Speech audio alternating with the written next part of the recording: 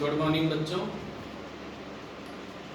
अपनी कक्षा 10 अध्याय राज्य सरकार और उसमें अपना चल रहा है मंत्री परिषद। आज अपन अध्ययन करेंगे मंत्री परिषद की कार्य प्रणाली, शक्तियां एवं कार्य। तो देखते हैं इसकी कार्य प्रणाली कैसे है। देखो बच्चों,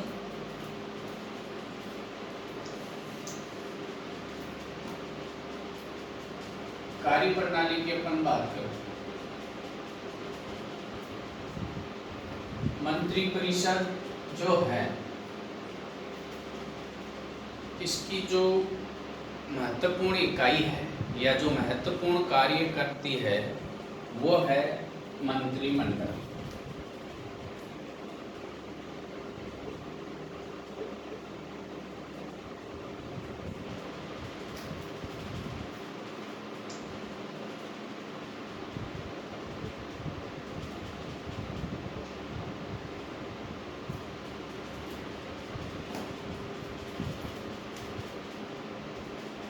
जो महत्वपूर्ण कार्य है वो मंत्रिमंडल संपादित करती है।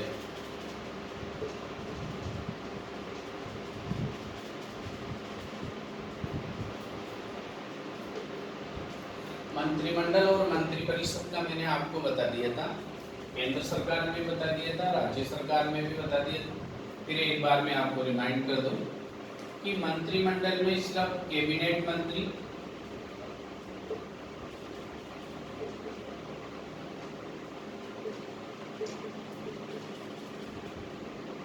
और मुख्यमंत्री,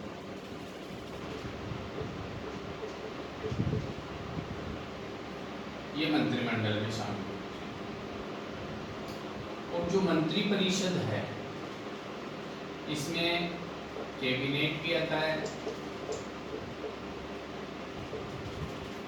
राज्य मंत्री भी, उप मंत्री, ये पूरे मिलके मंत्री परिषद। सिर्फ कैबिनेट और मुख्यमंत्री है वो मंत्री। तो महत्वपूर्ण कार्य मंत्रिमंडल के द्वारा होते हैं। तो मंत्रिमंडल की जो बैठक होती है वो सप्ताह में एक बार अवश्य रूप से होती है। इसकी बैठक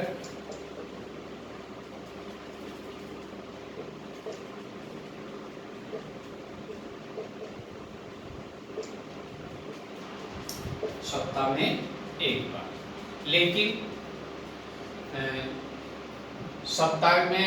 सप्ताह से पहले भी या कुछ समय के अंतराल पे भी इसकी बैठक बुलाई जा सकती है। यह बात मुख्यमंत्री की इच्छा पर निर्भर है। मुख्यमंत्री चाहे तो जब चाहे वह बैठक बुला सकता है। अब मंत्रिमंडल जो है उसकी जो अध्यक्षता है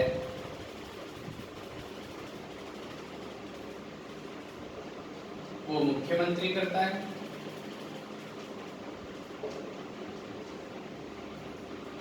मुख्यमंत्री यदि अनुपस्थित है तो वरिष्ठ मंत्री, वरिष्ठतम,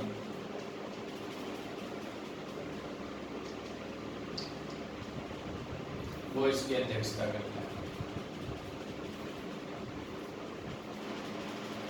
मंत्रिमंडल का जो कोरम होता है, गणपूर्ति जिसे कहते हैं,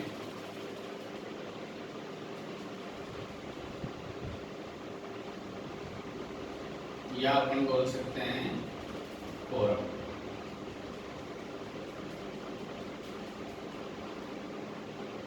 वो नहीं होता।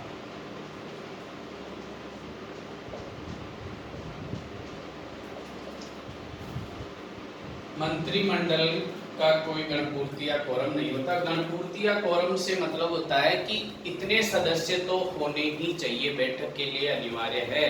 जैसे विधानसभा या लोकसभा, इनकी बैठक के लिए 1/10 सदस्य जरूरी है उनकी बैठक करने के लिए। लेकिन मंत्रिमंडल की यदि बैठक होती है तो उसमें कोई कोरम नहीं होता। तो इस प्रकार मंत्री परिषद है उसकी ये कार्यवाही होती है। मंत्री परिषद एक इकाई के रूप में कार्य करती है, इकाई के रूप में। इससे मतलब है कि सभी के जो निर्णय होते हैं एक मत होते हैं। यदि इनके निर्णय में या विचारों में कुछ भिन्नता होती है तो वो एक जगह बैठ के विचार विमर्श करके और उसमें सुधार करके और एक रूपता बनाते हैं। अब जो मंत्रिमंडल है उसके दो नियम हैं, दो नियमों पे ये कार्य करता है।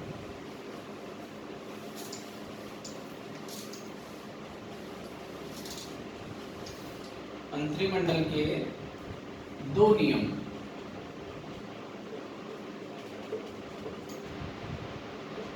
और वो है, पहला है सामूहिक उत्तरदायित्व,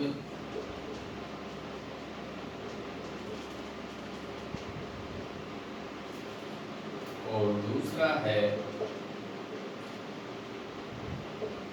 गोपनीयता। इन दो नियमों पे मंत्रिमंडल कार्य करता है। इसी प्रकार मंत्रिमंडल या जो भी मंत्री परिषद के सदस्य हैं उनको दो शपथ लेनी पड़ती है।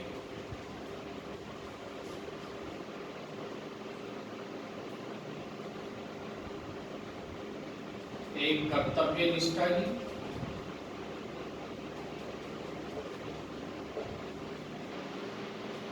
कर्तव्य पालन बोल सकते हैं, और दूसरी वही गोपनीयता।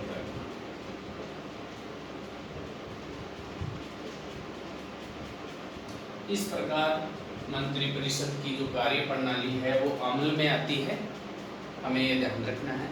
अब बच्चों अपन पढ़ेंगे मंत्रिपरिषद की शक्तियां और कार्य।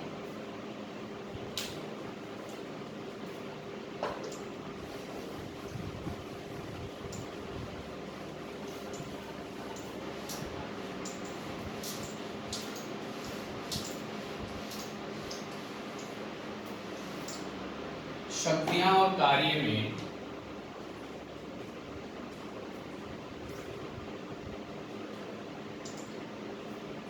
अब ये चल रहा है अभी, और पहला कार्य है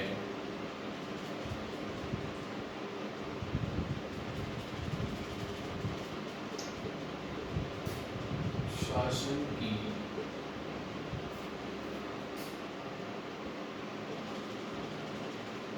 नीति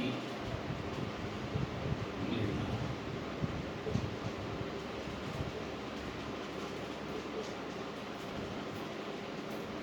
देखो बच्चों, मंत्रिपरिषद का जो प्रथम कार्य या शक्ति है वो है शासन की नीतियों का निर्धारण करना। ये एक महत्वपूर्ण कार्य है। अब चाहे वो कार्य गृह विभाग का हो,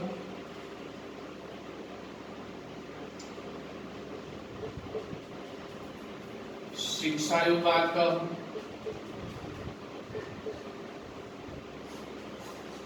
कृषि विभाग का हो, किसी भी प्रकार का कार्य हो, उनकी नीतियों का निर्धारण मंत्रिपरिषद करती है। उनकी नीतियों की जो भी कार्यवाही है वो मंत्रिपरिषद या मंत्रिमंडल अपनी बैठकों में करते हैं। तो शासन की नीति का निर्धारण मंत्रिपरिषद करती है। दूसरा कार्य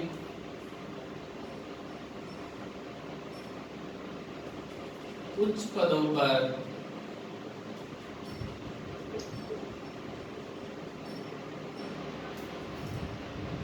नियुक्ति के संबंध में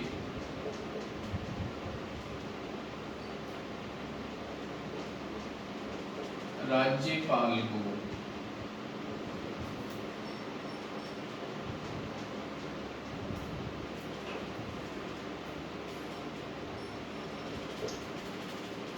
परामर्श देना।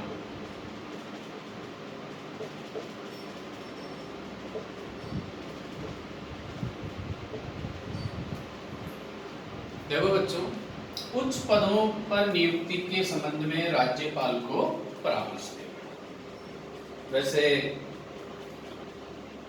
जो भी उच्च पद है वो संविधान में कहा गया है कि उनकी नियुक्ति राज्यपाल के द्वारा की जाती है।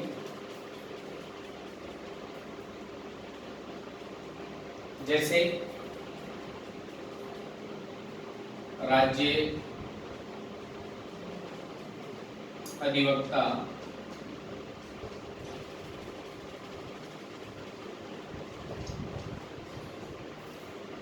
राज्य लोक सेवा आयोग,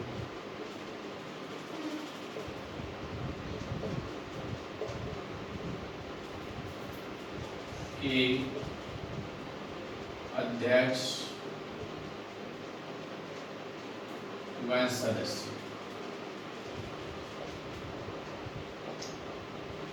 तथा अन्य अधिकारी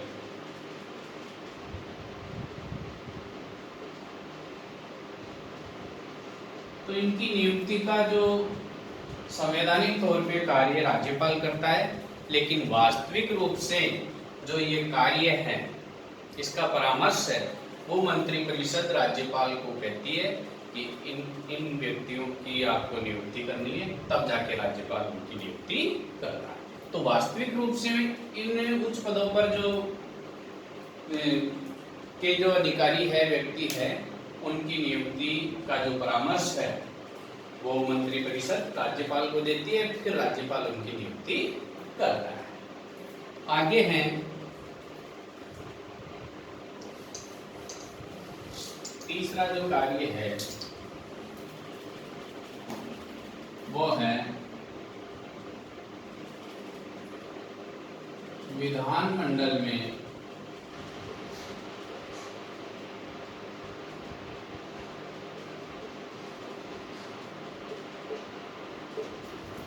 शासन का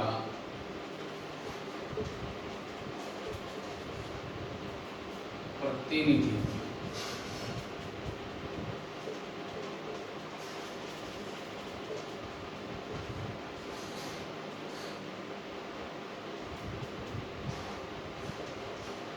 तीसरा कार्य है विधानमंडल में शासन का प्रतिनिधित्व।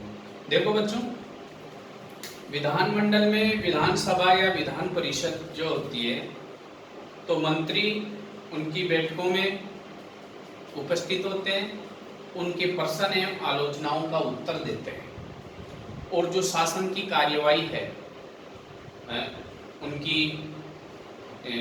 उनको उचित ठहराते हैं, उनको सही बताते हैं। तो ये कार्य है विधानमंडल में शासन का प्रतिनिधित्व भी मंत्रिपरिषद करती है। मंत्रिपरिषद के जो सदस्य हैं वो विधानसभा और विधान परिषद के सदस्यों के प्रश्नों या आलोचनाओं का उत्तर देते हैं। अगला कार्य है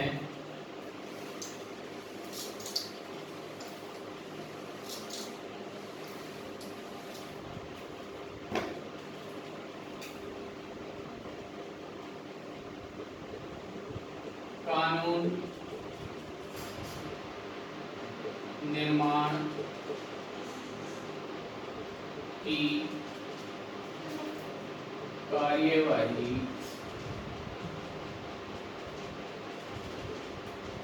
निश्चित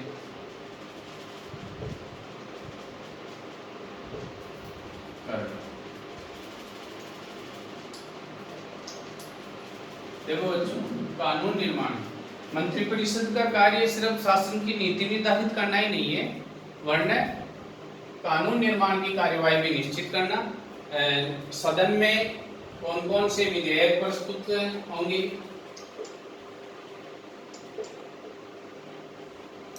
सदन में कौन कौन से विधेयक प्रस्तुत होंगे और ये विधेयक किस क्रम में होंगे,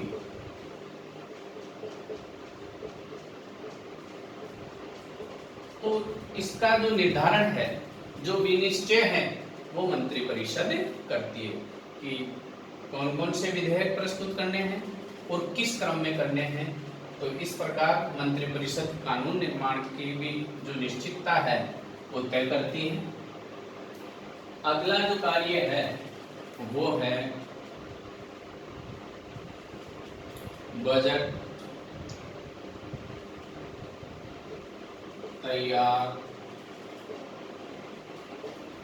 करवाना।